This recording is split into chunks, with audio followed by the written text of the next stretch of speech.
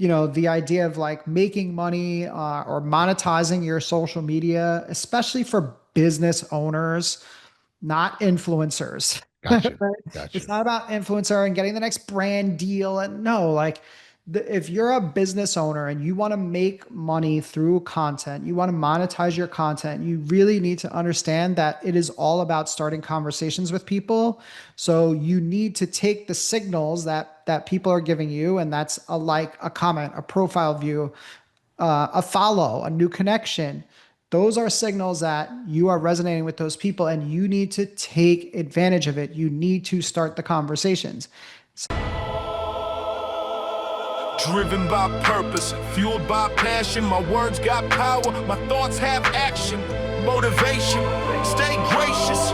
That's greatness. Be audacious.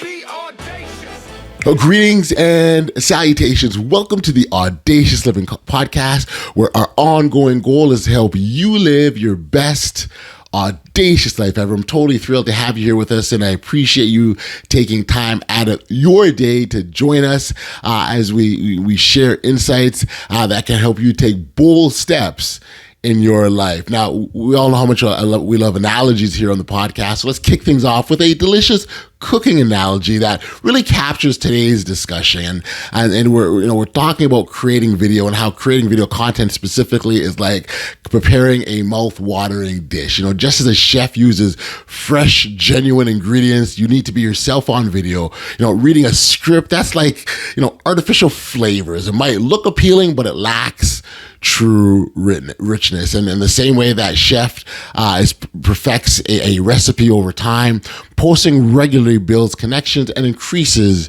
your visibility. And I imagine now into the introduction of a high-tech blender that streamlines prep and enhances flavor. AI and other tools can do the same for your content, making it efficient and high quality. Accidents happen, and we know sometimes burnt edges take place in the kitchens particularly, but they teach you something new. Each video you create is a step towards improvement. And then, just like, knowing your guests' taste ensures that they enjoy your dish. Understanding your audience ensures your content resonates. Today, we're going to be joined by an incredible guest, Danny DelVecchio. Danny runs a niche video marketing agency dedicated to helping businesses tell their unique stories through engaging video content. His mission is to empower founders and companies to share their authenticity, connect with audiences, and grow their brands. Danny's insights into video content creation are invaluable for anyone looking to make their mark in the digital world. So without any further ado, let's jump into our conversation with Danny. Enjoy.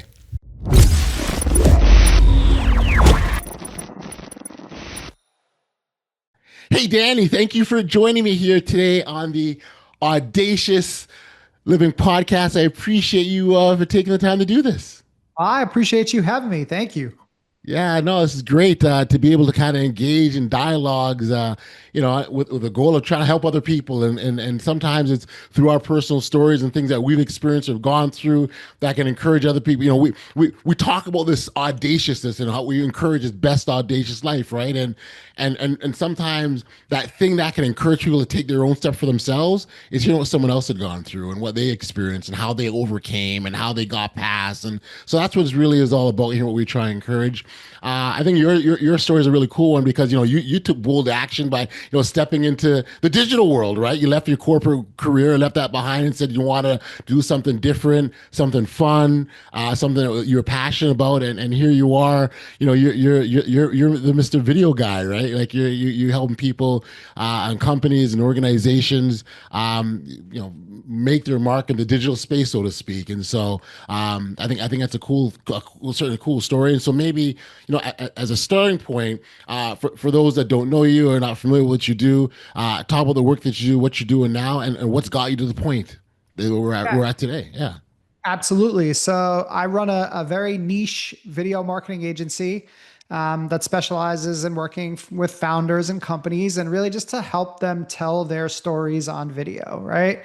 I feel like there's a lot of businesses and companies and founders out there that know that they want to put themselves out there. Right.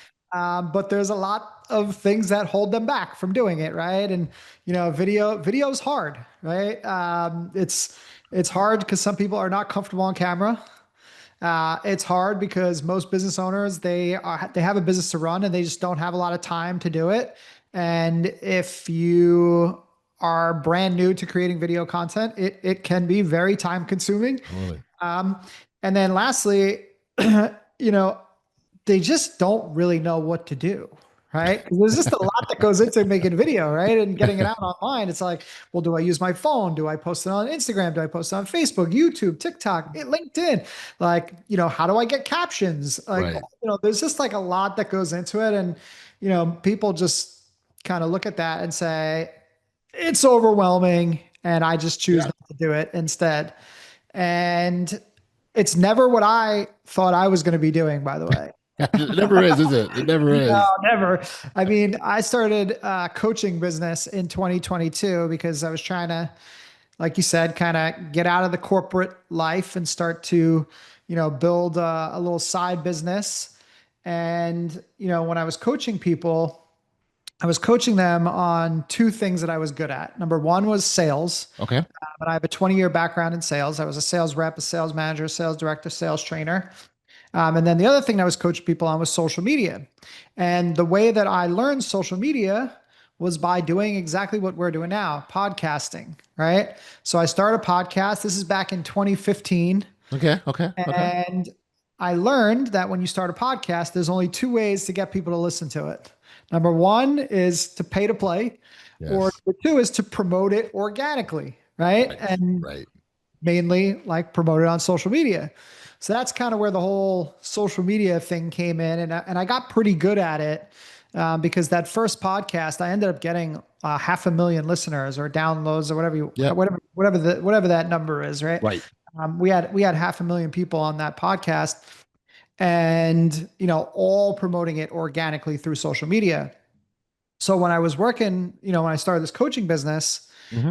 what was happening was I kept telling my clients, I was like, hey, you need to do videos. You need to do videos. You need to do videos. Right. Like, this is what's going to set you apart. This is what's going to help people feel connected to you. Yep. This is what's going to help, again, just separate you from the rest of the people that promise the same results and, have a similar service and all that. Yep. And what year is this, Danny? What year is this? We're talking now. 2022. Oh, okay. Okay. Yeah. Yeah. Not that long ago. Yeah. Yeah. I got a couple of clients that are on board coaching and I keep telling them they need to make videos and they're like, I agree with you, but it's hard. Right? And it's hard for all the reasons that I spoke about. And I was like, you're right. I'm like, so I set out to solve this problem. I was like, how do I create something that allows people to put themselves out there in video and, deliver a high quality video, deliver it in a really short period of time, and then also just do it in a way where people could just feel comfortable and talk about their business and talk about themselves and share their experiences and share their stories. And, that's how my company was born, which, is now called Video on Easy Mode. Although we're kind of upgrading it to content on easy mode because I realize now that, there's video is kind of the foundation for it. Yes. People can build a lot of other content on that foundation of video. Right.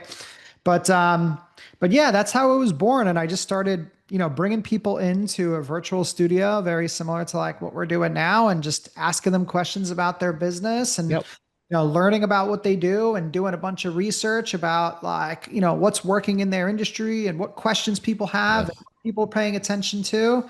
And I've been able to help over 200 founders and companies now create video content and, again, start telling their stories and start attracting some clients and, just start building up their persona online. And it's been a lot of fun. No, it's beautiful. I mean, so when I think about that story again, it's it's sort of in your case is audacity through almost like through reinvention and focus. And it wasn't that you went out to like, I'm gonna chase video content creation. It's really much sort of carving out a niche, right? So the founders that you work with and the startups that you work with, and I think by niching the way you have, and then also I think, and I'll get your point on your thoughts on this, but the the niche, and showing up on a consistent basis. I think those are two ways that you've been able to have impact from what I've seen. I'd love to kind of get your thoughts on consistently showing up, because I think that's a big part of it. Yeah, totally. And, the majority of my business has come through LinkedIn. So I started posting content on LinkedIn at the very end of 2023. So November, December 2023. I think it was around November because a mentor of mine called out right around Thanksgiving. He was like, who has New Year's resolutions that they're looking to kind of put into place for 2023. Mm-hmm. I was like, I do. And I was like, I'm going to post every day on LinkedIn in 2023. Okay. And he was like, okay, you start now. And I was like, okay, cool. So I start a month early or whatever it is, right? And I showed up on LinkedIn every day. And again, I wasn't even looking to get people on video at this point, Right. but I was showing up a lot different than a lot of people on LinkedIn. Because, whereas everybody on Instagram, and I came from creating content on Instagram. So, Yeah. Yeah. so everybody on Instagram was doing the reels and they're talking to camera. And with LinkedIn, it's very different. Everybody's writing.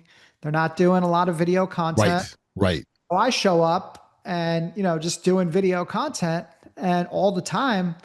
And people are like, this is kind of different and this is new. And then people start asking me a lot of questions about video. How do you do this? How do you do this? How do you do this? And after months on the platform and just getting multiple questions from people about video over and over and over again, I was like, I'm letting the market Yes. kind of tell me what's up. Yeah. Yeah. People on LinkedIn needed help with video. And that offer, which again, and just kind of like go back a little bit, that business that I had already created Mm-hmm. it failed big time because on Instagram, everybody was already doing video. They were already comfortable with it. They already had it figured out. And I'm Yes. promoting this video solution to help them, kind of do it for them. And, it wasn't doing well. And then on LinkedIn, it's a completely different audience, Right. Right. different market. And that market talked to me and said, hey, like, we want to do video and we don't know what we're doing. So I reopened the agency back up, started, kind of promoting that. And sure enough, it took off.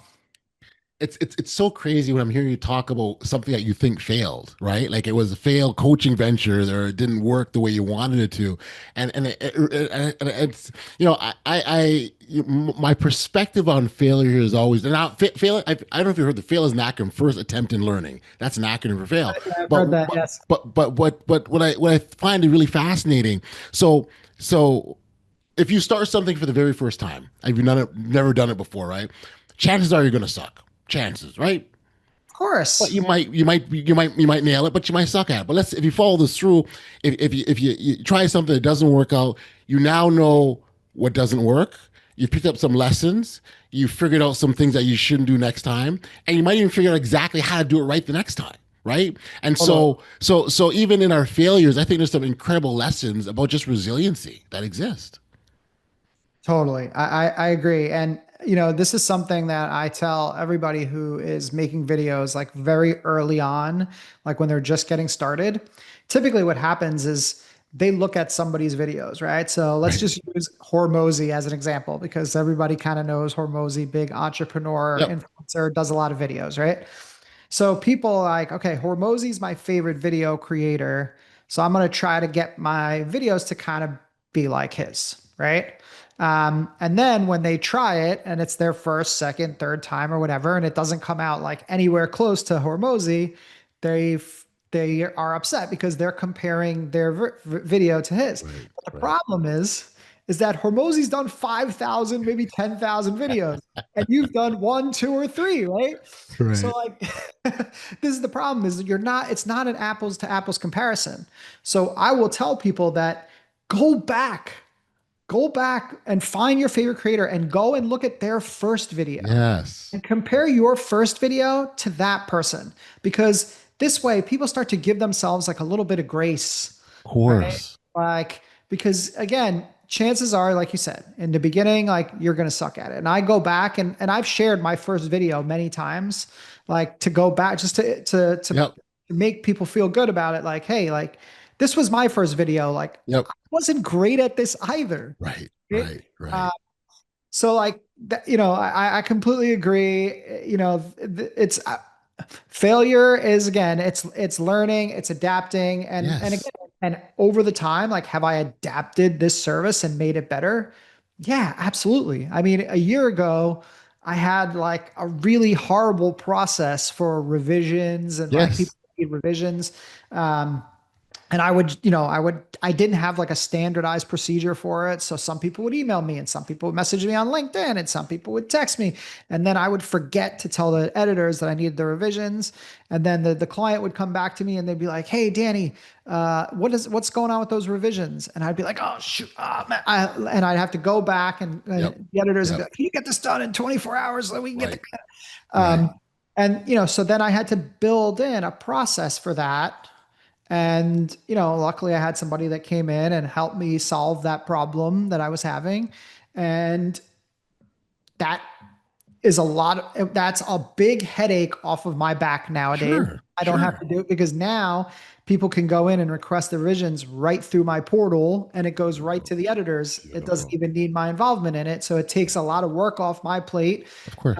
And it takes work off the thing that I'm the worst at too, which is like the administrative Follow up and all that thing, stuff, the right? minutia. Like, Yeah. I'm good at follow up. It's the administrative stuff and like Okay. getting that stuff done, I'm good at like follow up in sales, I should say. Right. Gotcha. Okay. Yes. A lot, Yes. not letting sales fall through the cracks, but the service side, I just, was not my strong suit or whatever. So, building these systems and processes in place. But again, like that was something that was failing because there was people that, I think either didn't come back for a second time or weren't happy with the experience that they had the first time because again, like I wasn't diligent enough, when I didn't have a system in place to be able to do that. Right.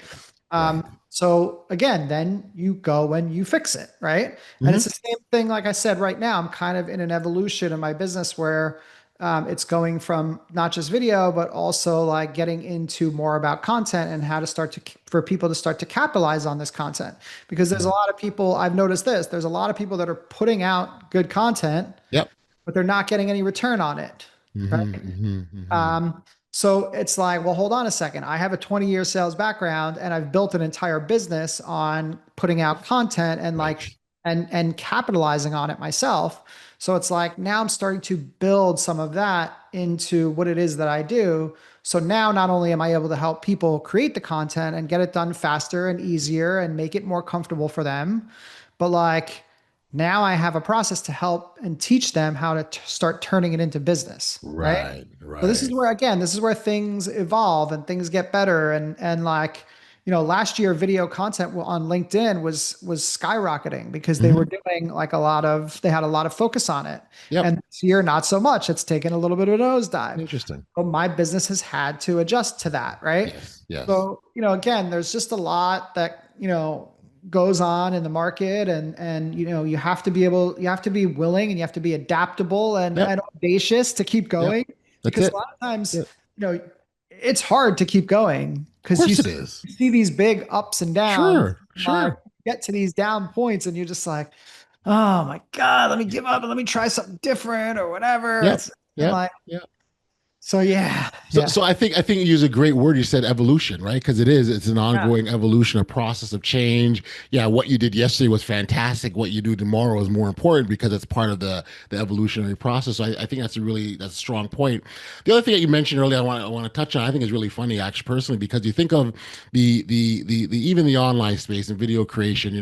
There's always a way to do this. You hear people say, do it this way or do it that way.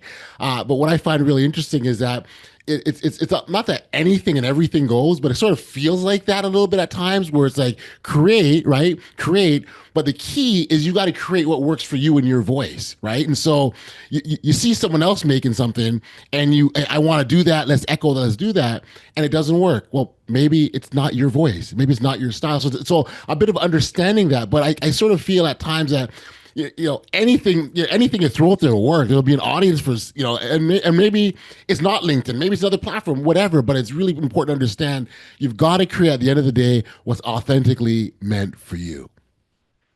Yeah, absolutely. I think that yes, I do. I think that you have to do things that are like and you have to talk about things that are comfortable for you, right?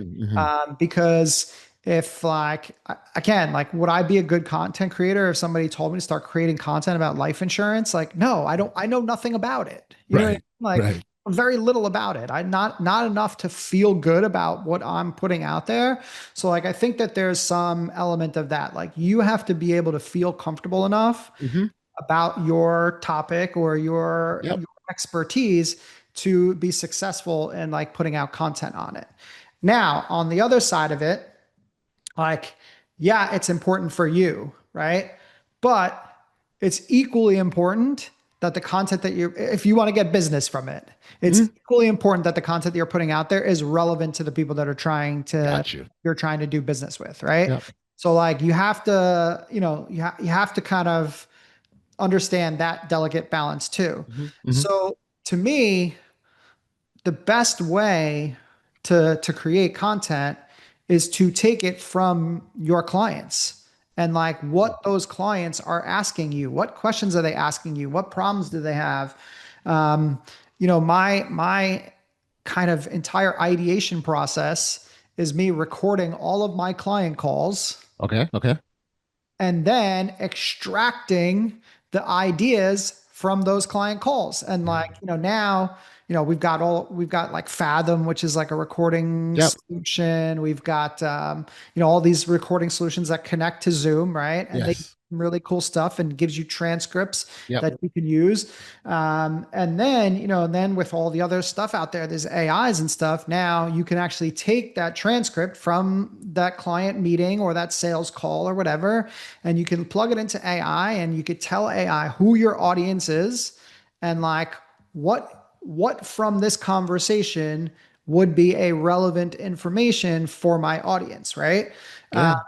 So like, now and that's pretty much how I get all my ideas. Like, probably after this podcast, I'll take the transcript of this podcast and I will Hmm. upload it into AI and be like, what Hmm. did I talk about in this podcast I love it. would be really relevant for my Love it. audience? And it's going Oh to my give me a God. list of 5 to 10 ideas or whatever it is, and then I go to work on creating Love them. it. I love it. I love that. So idea. So the other thought I had in mind when we were sort of talking about, your first video, let's say as example, Yeah. and then where people are, and and and and and I hope you don't take this the wrong way, please, Danny. That I would imagine that people's first attempts, the first video that they make now, is better than your first one, given the technology, the tools at our disposal, all of these things. So technology and AI is a perfect example, and what that's done. Heck, my very first podcast I did in 2007, right? And it was on audio. We're doing it over the telephone, and it sounded crackly. Like it was so much. Like when I go back and dig that up, I go, "Oh my gosh, what was I doing?" Right? But that was a sign of the times, and it worked for where we're at. And part of this evolutionary process is keeping up with those times and changing with them. And that's what I'm hearing as you talk about the usage of AI. Yeah, absolutely. I mean, that's one thing that obviously that can help you out. And for anybody that doesn't do video, like, again, and talking about, getting your first video to be quality, it's not out of the realm of possibility, right? Because let me tell you something, there's two ways that you can go ahead and create video content, right? Hmm. So number one is you could do a very, like, what I call lecturer style, where Okay. Yep. you are hitting the record button and you Yes. are talking directly to the camera, right? Now, the other style is what I would call like the laid back style, right? And the laid back style is you record a conversation. So, like, if you were to record this conversation right now and take a clip from it, that is a way to get video content, right? Now, that lecturer style where you are talking directly to camera takes a lot of practice and a lot of getting used Yes. to, and it Yes. takes time to be good at it. But this laid back style, anybody can have a good conversation with somebody, film it, Yep. and capture that content. Totally. And now, like, you're basically good on video your first time. You got it. So there's a lot, and again, and some of the things that have enabled us to do that is kind of these AI solutions, or Sure. even Yep. something simple like Zoom, Hmm. right? Hmm. Just like the fact that you can have a conversation over Zoom online and record it enables you to be good on video, like without ever having any practice. Right. Right. And that will help people get over that, oh, I'm not good on camera thing and I'm nervous. So I don't like that's an excellent way of doing it. It's an excellent way of doing it. And especially if you have somebody on the other side of it, you're just having a conversation with somebody. So, this is kind of what I tell people is, you know, if you just want to get some video content out there, just grab a friend, Yeah. get on Zoom, hit record, and have your friend like ask you some questions about your business. And there you go. You have Yeah. unscripted video content. Most of what people run to is I'm going to do a script and I'm going to write a script out and then I'm going to read the script directly to the camera and Yeah. and everybody can tell that you're reading and nobody Yeah. wants to watch you read. Yeah. People want to Yeah. see Yeah. your insights and your thoughts. Like, and you can see over the But they last. also want they also want to feel it too, right? They also want to feel that part of it. Like so you see, for example, I could imagine, you tell me, but I could imagine when you sit down with your clients and you're recording those calls and they start talking about their business, there's some energy from them that you receive just because they're like excited about what they do. And that's a very, very different type of conversation as opposed to, well, let me write my script out and I'll tell you on, this is what we do and this is our goals and these are our mission statement. It's very, very different, the two. 100%. And the the way that people have consumed content, Yeah. obviously over the last couple years, I mean, we're bombarded with video content every day. Like no matter where we sign in, like whether it's Instagram or TikTok or LinkedIn or Facebook or whatever, or YouTube, right? It's just like we're bombarded with all this content, and like people are just exhausted. Like people are exhausted from content, and the here's what you need to do, or the stop doing this. Right. Like people are so just like tired of it already, Mhm. which is why you look at some of the big content creators, and everything is behind the scenes. It's this like you're a fly on the wall in the middle of like another conversation that's going on, and you're delivering that message through conversation as opposed to just looking at the camera and directly delivering a message. Mhm. And like if you look at the consumption patterns, that's what people are paying attention to way more than again that direct to camera lecturer style. Now YouTube's a little bit differently. Like some people are tuning into YouTube Sure. to be educated on something, right? Yep. And that's obviously a different style, right? But I think a lot of what people are really resonating with these days is being that fly on the wall and listening and Yeah. being a part of a conversations as opposed to just feel like you're being talked at. Yeah. No, I hear you, and I agree with you wholeheartedly. I mean, this podcast is, I think, evidence of that. Like it'll be, we're just having this conversation. We got no idea who's listening, who's consuming, but we're just talking, and it's too. And everyone else, I like to call it eavesdropping. Everyone else is just eavesdropping, right? Exactly. Exactly. I love it. Out of curiosity, from what you've seen, what are some of the sort of common mistakes or maybe biggest mistakes that you see sort of founders you make as they start to sort of create this video content?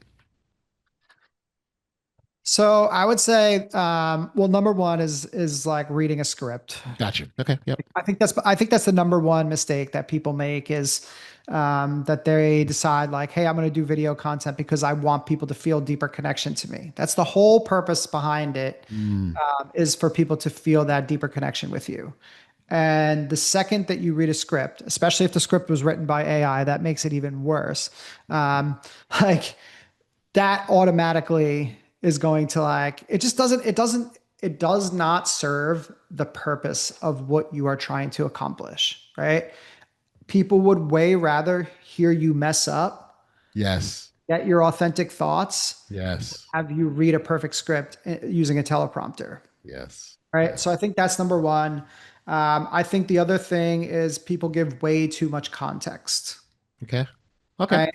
Yep. It's a short form video world. You have very little Yeah. time Yeah. to grab attention, right? Yeah, but So don't you like in 1925 when I got started, a lot of great things happened. Like, shouldn't I be giving you all that, right? Like, look, that's the thing. People like, let me give a whole bunch of context. right. And, and here's the best way to look at it, right?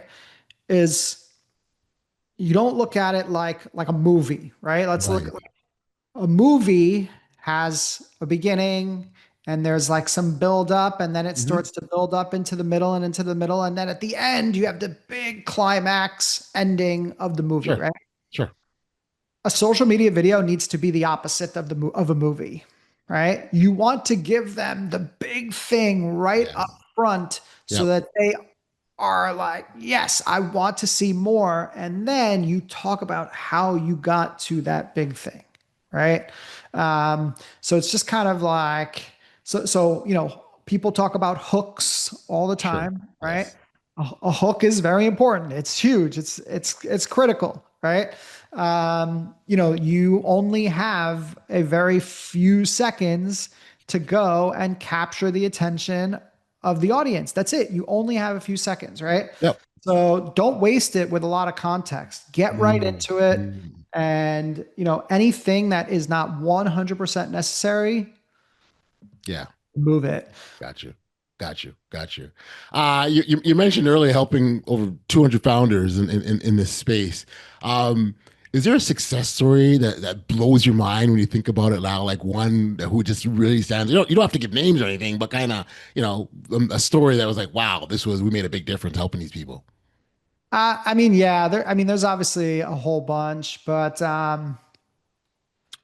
Mel is one of my favorite clients. She's been working with me for over a year, and she came to me, had never done video content before, but she was very convinced that this was what was going to set her apart in her space. And she's a career coach on LinkedIn. Okay. She's a very saturated market. Yes. Yes. Yeah. Um, but she has stuck with it. She's been doing at least 2 to 3 videos every week for over a year. Okay. And she is constantly booked out. Constantly. She's constantly booked out for clients. She has she runs a group program. She does a one-to-one program, and she gets most of them through her LinkedIn content and her efforts there. She doesn't get millions of views or millions of followers, or likes or whatever. She gets, about 20 to likes or something on a post, right?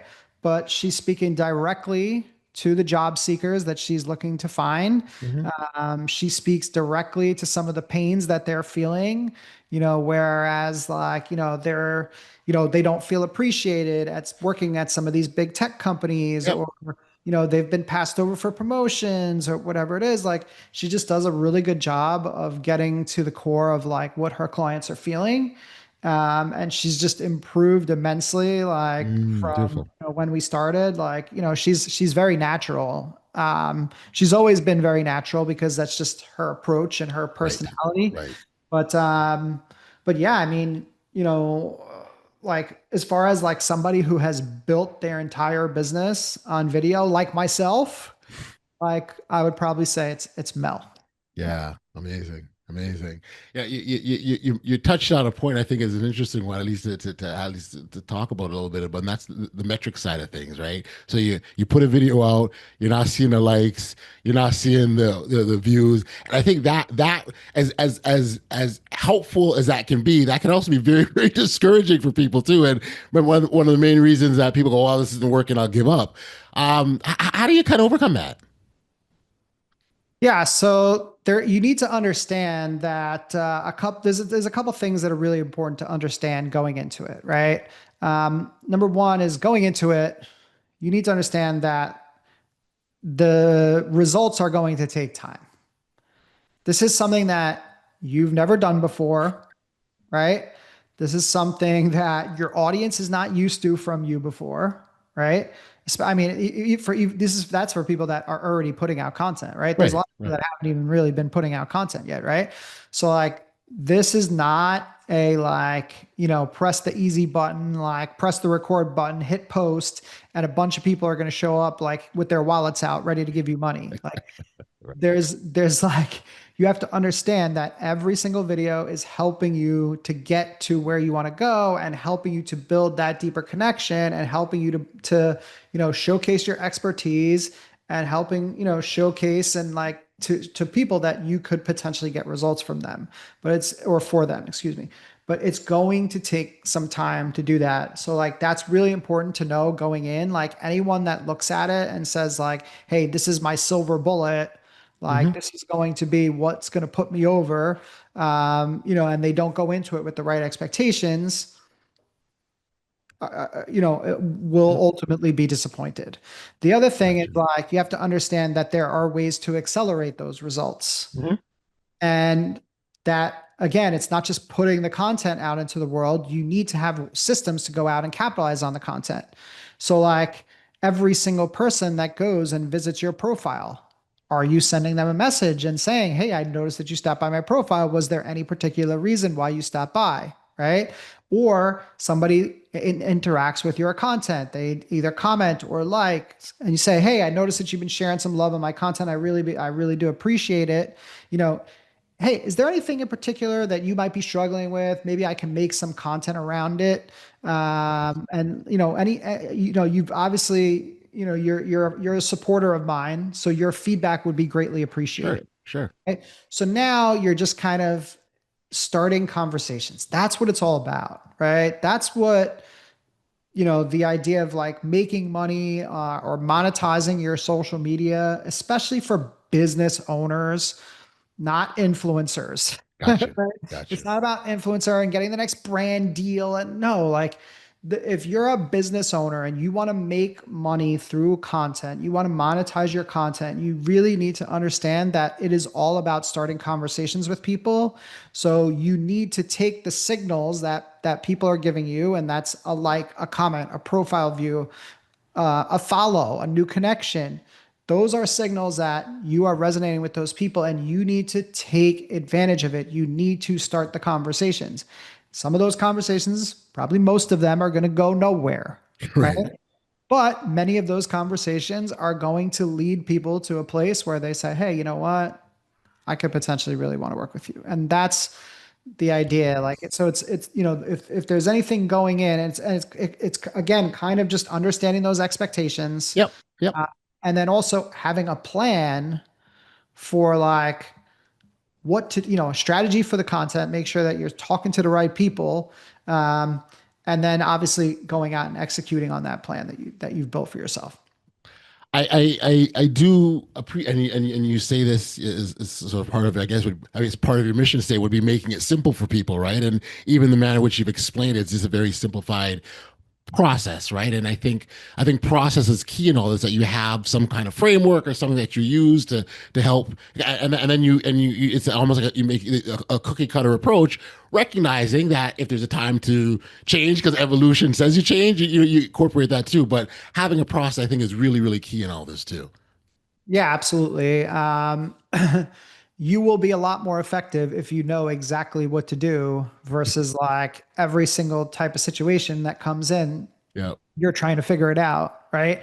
Um, and you need to give things time to work also, because that's another thing that I've seen people like they put a process in place and, they'll post 10 videos or 15 videos and they'll be like, oh, it didn't work, and then they move on to the next thing, right? And it's like, well, hold on a second, like you need to give things time to work. And again, it could take like 3 to 6 months before you start getting the results that you really want to see.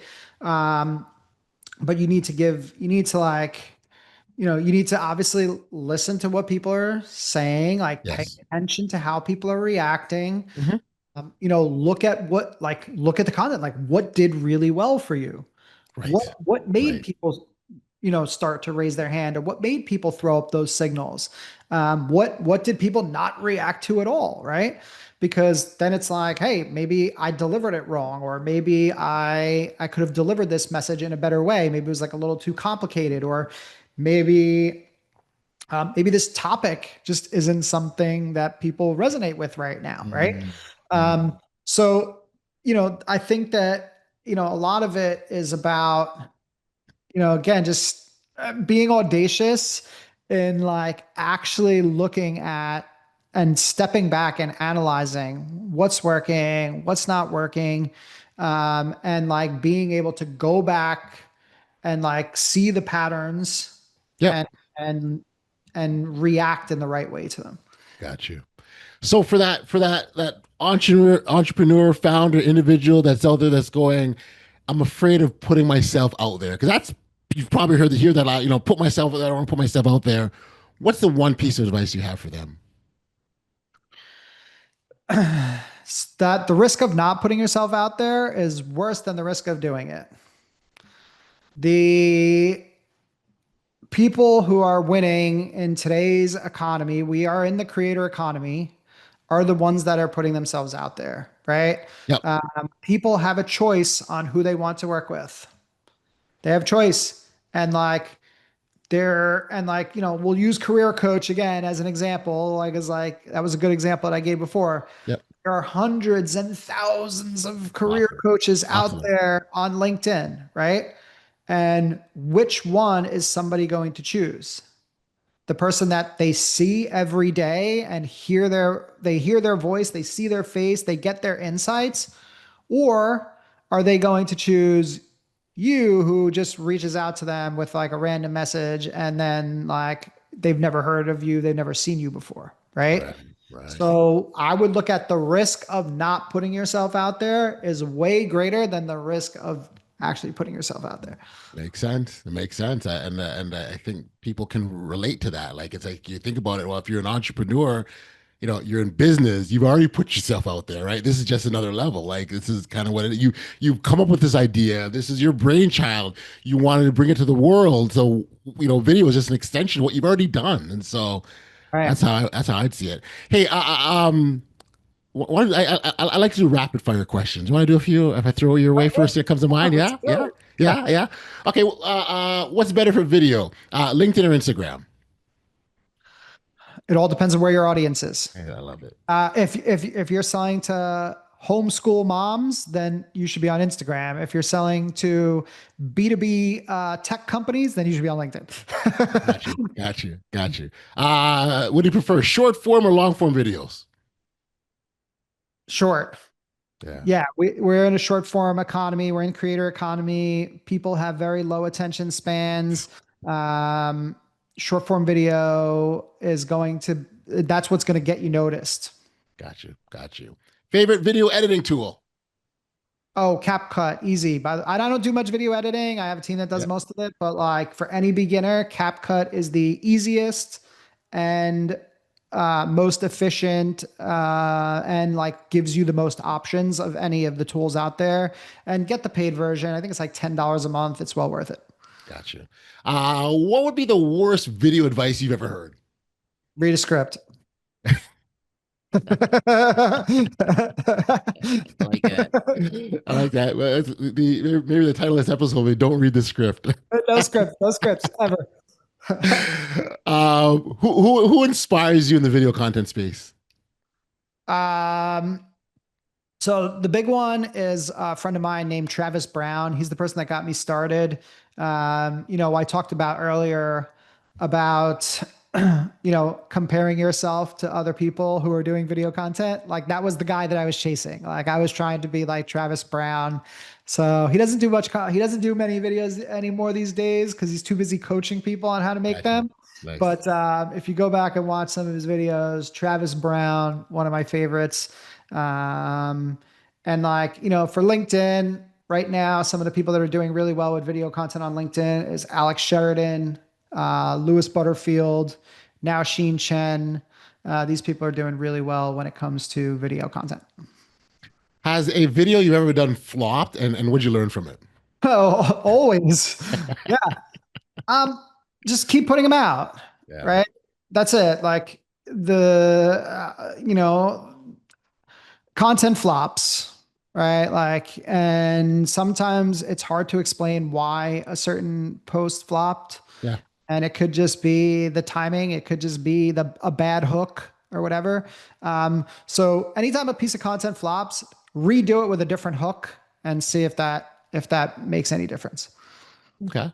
What's one thing you wish people knew more about video? That it doesn't need to be perfect. It's a good one. It's a great one, actually. I think perfectionism what kills people most of the time. Exactly. Exactly. It doesn't need to be perfect. It just needs to, like, just get it out there, get your personality out there. Like, people don't want to see you perfect. People want to see flaws. So that only helps to serve you. There's nothing wrong with the ums and the ahs. Like people want to get rid of those, like they don't exist, and that's part of how we speak. That's what it is. I know. I'm bad with that too, because in my podcast, I'm like, oh, can you guys remove some of the ums? And then I'm like, no, just leave them. I love that. Love that. Last one, Daddy, before we let you go, is what one word best defines your brand? Relentless. Love it. I love it. I love it. And that's, hey, listen, and when you think about, what audacity is, relentless definitely is part of that. And so Totally. it's that will to kind of keep going, to keep pushing, to strive and to do better. I think it's all of those things. And so I really appreciate it. Listen, I appreciate the insights. Even the idea of video, like, I don't think people realize how much psychology is behind this video content creation, right? There's some real psychology, there's some real thought process. Yes, there's a creation aspect, but that's where individuals like yourself that help that process, make it easy, if you will, right? On video mode easy, like that's what it is. But the idea is that there's aspects, there's some thought, some really deliberate thought that goes into every piece of content you make. And I hear that loud and clear from you. For listeners that wanted to connect with you directly, I'm sure you're going to stay on Instagram, but I'm going to ask anyways, where should they go? Best place to go? LinkedIn's my spot. If you really like, that's the best place to find me. If you just search Danny DelVecchio on LinkedIn, or if you just search Danny Video LinkedIn, like I'll probably pop up. Nice. But yeah, just LinkedIn is my number one spot, or you can check out video on easymode.com. And I have like a landing page there as well. Well, cool. Make sure that the appropriate details are in the show notes as well, Danny. This has been awesome. I appreciate the chat. Love the journey. I really, really do. And the piece around it that your journey that I really appreciate is the simplification that you're making it for, how you're making it for other people. Like that part is it's because what you're really is you're empowering them to do it themselves, right? And when you can inspire someone to motivate themselves to go to a better place, or a better trajectory, if you will. I think it's a fantastic thing. So congrats on that, and thanks again for being a guest on the Audacious Living Podcast. No, thank you so much for having me. I truly appreciate it, and maybe I'll come back again sometime if you'll have me, for sure. Yeah. This is fun. This is absolutely, man. I had a great time. Thank you, Danny. All right, take care, Audley. Thank you.